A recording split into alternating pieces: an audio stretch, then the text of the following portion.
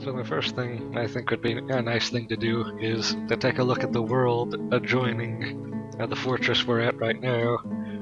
And this is the medium-sized world I built with a medium timescale, 250 years of development. To the south, there's a lot of really weird activity going on in this area here. And over here, I'm not even sure what all of this is about. To the north, there's some really interesting evil things happening, like up here to the far northeast. Some kind of super fortress of some kind of evil empire. And also, for some reason, the parts of the north that aren't completely evil are usually completely tranquil, like this tundra adjoining this area up here. And right here, this is where we are. It's one of the few places in this world that had a good mix of things in the area, like not having an aquifer, so that I didn't have to bring screw pump components on my embark, as I would have needed to. Or actually, perhaps not. I haven't actually experimented with aquifers yet, beyond just being destroyed by them, of course. And I'm not even sure I want to experiment with them very much. However, that's probably a good challenge for later. I've also modified some of the ini file preferences so that this increase in scrolling and other things happens faster and has a higher cap, which is much better for me. However, I may also need to alter that more later, but that's besides the point. The civilization that we are a part of is mostly up here to the northwest, and down here in the central area is a different civilization entirely. One thing that does attract my interest is these dark pits over here, this dark fortress as well. Very interesting. But fortunately we have these things here that I imagine will act as a sort of barrier against them.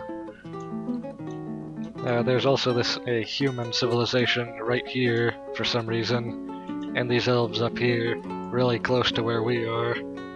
Really, we just have a sampler platter here of various things.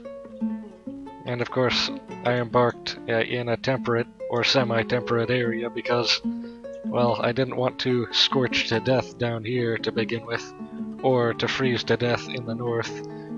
I want this fortress to be as average as possible so I can get a baseline for what everything is about.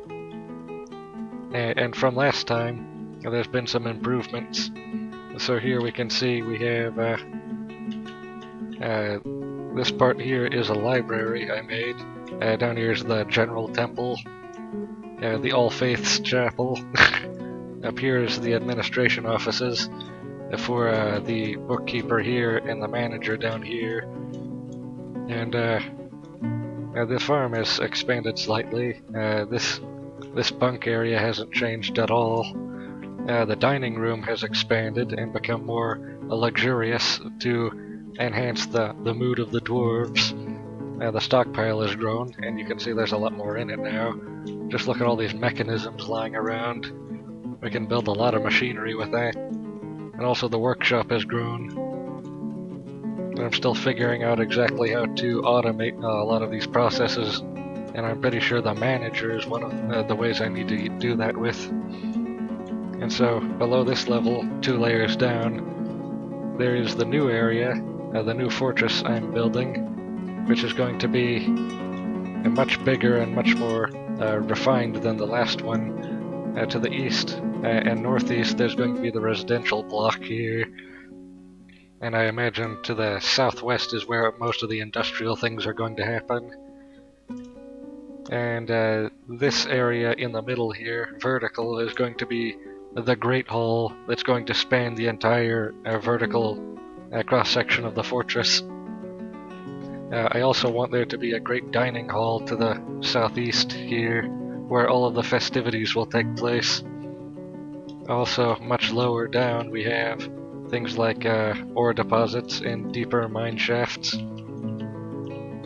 This is the deepest we've dug so far. You can see already we're looking at some really good ore here. Let's actually look at what type that is. It looks like tetrahedrite, yeah, which is copper. And so what I normally do is I just designate auto mining of ore and gems for these and let them take care of it. And the last vein was pretty big, so I imagine this one will be as well, which is pretty great. Look at all the potential for metal. Yes, and each one of these gray blobs here is ore. And going back up to the active area of the fortress currently, we will see we already have a lot of ore blobs in here. And I don't even remember how much refined ore. I think one way to check is in stocks and in bars, around 60 metal bars maybe. But I still don't know a lot about how that works.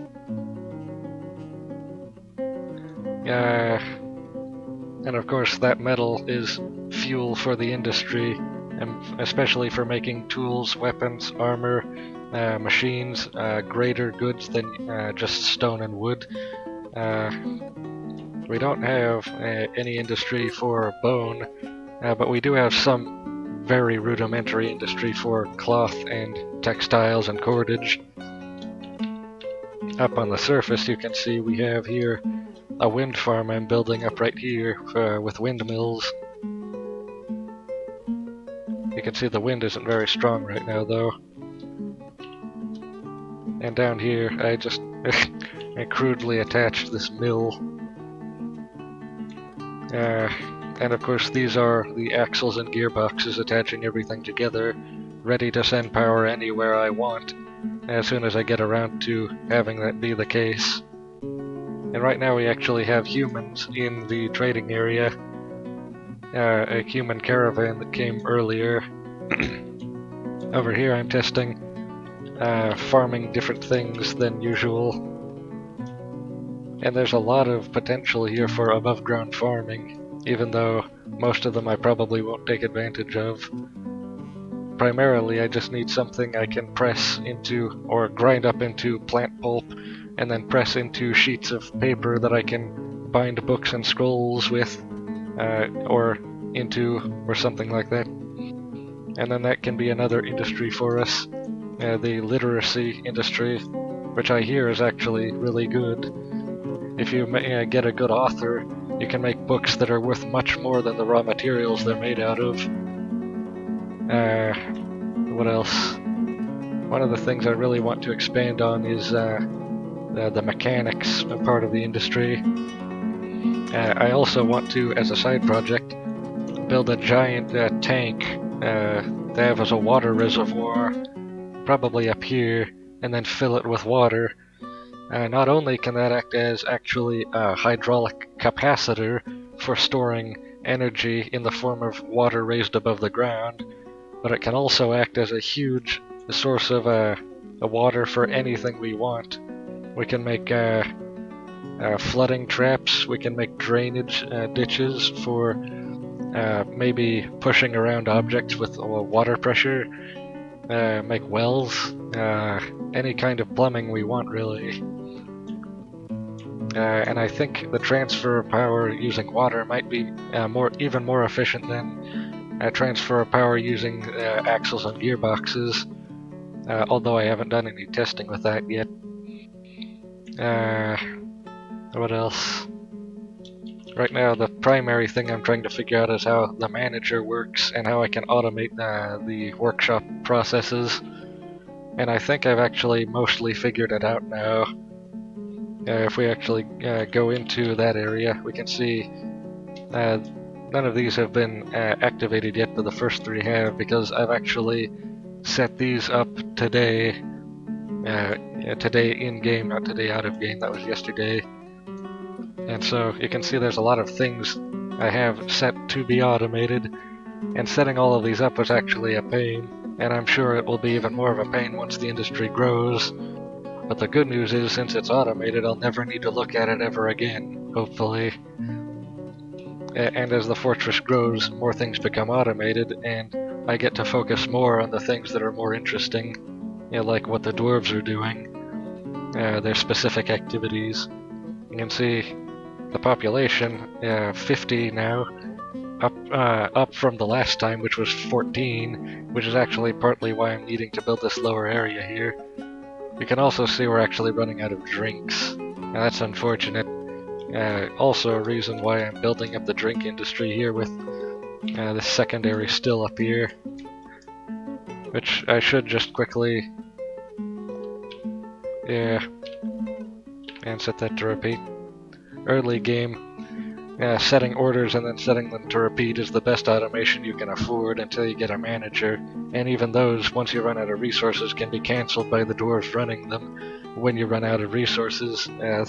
That becomes a problem because then you need to reset the order once you get those resources, which is what the manager automates later. And if you don't set the order to repeat, then that's a big problem, because then you're going to need to be running around resetting orders, literally taking up 99% of your time. But let's actually see what the dwarves are doing right now. So, down here you can see there's a lot of stone worker dwarves over to the east, smoothing out this stone to make it more civilized around here. We don't like living in just bare caves. Oh look, an event. This appears to be a scholar is visiting. Interesting. Oh wait, what's this here? Do we have more migrants? It looks like it. Yeah, we're getting another migrant wave right now. Oh yes, it's this message right here that I completely glossed over because it's in grey. I subconsciously blacked it out. But anyway, now we have an even bigger problem. Our consumption was already over the top, but now it's going to be even worse. Which means the only solution I can think of right now is to take advantage of these new migrants and use them to increase production so that they can sustain themselves. Another funny thing is, I think the game's clock rate is decreasing because of how much is going on right now. It was 100 FPS earlier, but now it's down to around 60 to 50, which is about half, which is not preferable.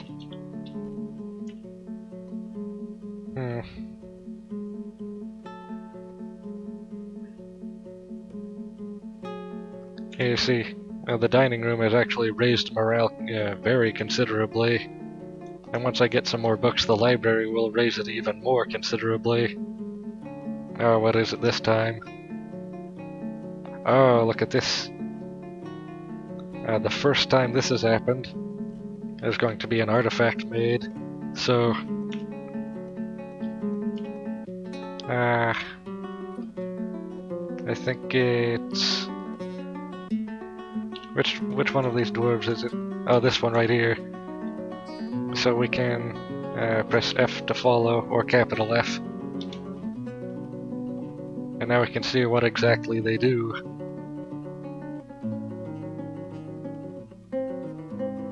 So they're going down into the fortress as I expected. And they're a metal worker.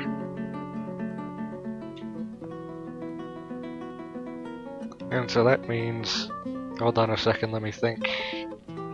First, we should examine what exactly they're doing. With a view job. That doesn't tell us very much.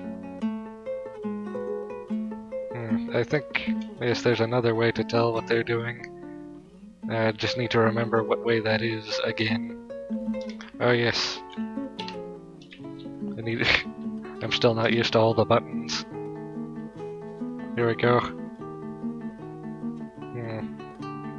I'm not sure if it says anywhere in here what exactly is going to happen.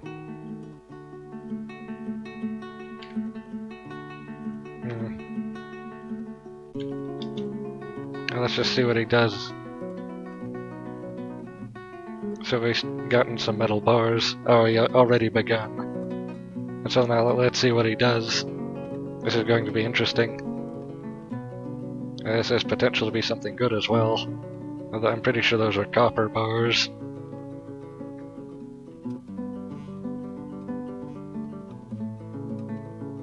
One thing I really hate, by the way, is look at this. I'm getting order cancellations flooding my what is it called again? It's announcements. Flooding my announcements, and so I have a hard time finding anything but order cancellations. And also we have here these masterpieces being made, also flooding the announcements section, but not as much as the cancellations. But back to what was happening before.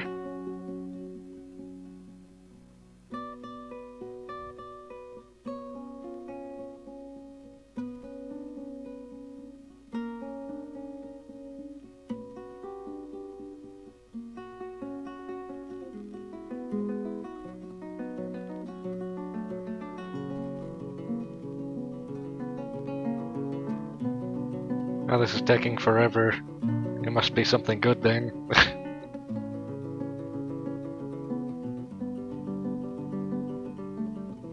Well, that's happening. Taking a look at the stocks. 60 dwarves and 100 drinks, down from about 400 earlier. Plants at 500, fish and meat at 300 collectively. 500 other, 70 seeds. Also, you can see I have no military in this fort right now, because I still haven't experimented with that yet. There's still so much to experiment with. Oh, what's this?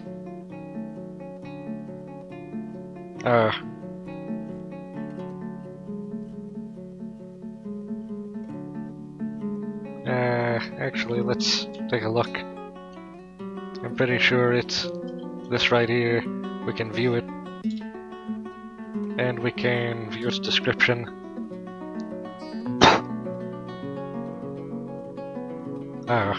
That's pretty bare though.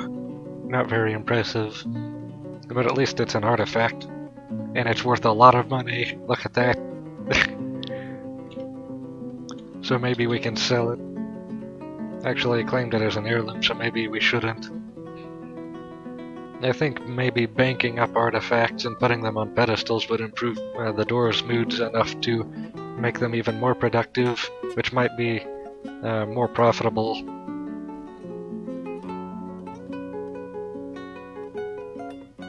Another thing to check right now is, yes, all of these have been redone by the manager now, and so I think since they're not linked to any one workshop, they should be done everywhere. 5 minutes later. I had to deal with something for a second, but I'm back now. What was I saying? Yeah, probably nothing important. Oh yes, now I remember. I was talking about the automation of the industry. And so, now that the manager's done all of those orders, we should see a sudden influx in crafts. And one thing we're probably going to need to look at doing also is expanding the farming still. Which reminds me, up here, which one of these should I pick?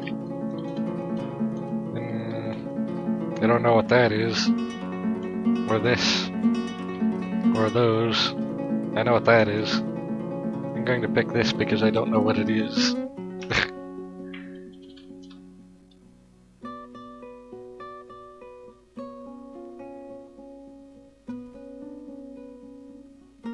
Need to do that for all seasons, yes? Or at least I'm pretty sure. I don't know of any other way of doing it.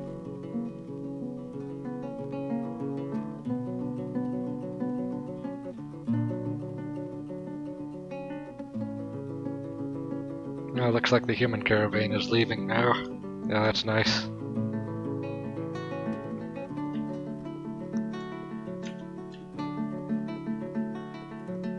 Oh, wrong button. I think.